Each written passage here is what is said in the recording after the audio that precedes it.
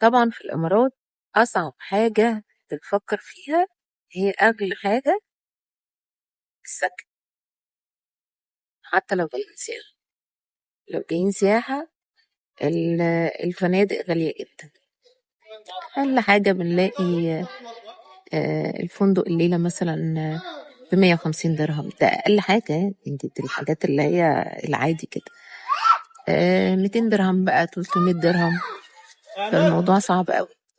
أنا شخصيا كنت أنزل كده. فكده بالصدفة عرفت حاجة كانت جديدة عليا. أنا شخصيا كنت فاكرة إن هي دي موجودة في السعودية بس في الحج، لما كان أو في إحنا بنعمل عمرة يعني.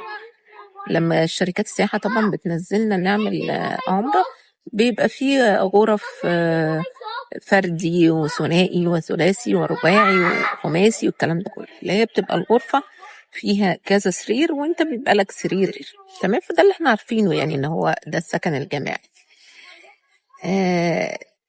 إذ بقى لما هنا في الإمارات جيت كنت بنزل فنادق كان السعر عالي جدا. فأنا بالصدفة كده بسأل حد آه، من الناس اللي اتعرفت عليها هنا فين ألاقي فندق سعره رخيص شوية. أنا كنت بنزل ب300 و350 والكلام ده في الليلة.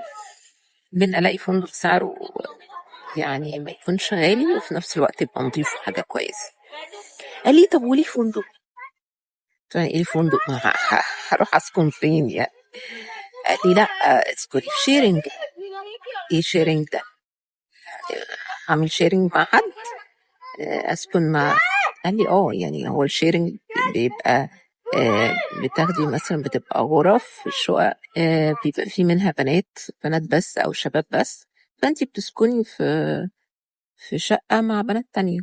طب ازاي؟ طب انا هسكن مع بنات ناس معرفوش؟ قال لي بالعكس، يعني بيبقى فيها من جنسيات مختلفة تمام تمام. فقلت اجرب. فعرفني على واحدة ست مصرية عندها شقق شيرنج، وقال لي يعني حد كويس تبعي. فرحت اتعرفت عليها، ست جميلة بصراحة، ولقيت المكان جميل. البناية على الكورنيش.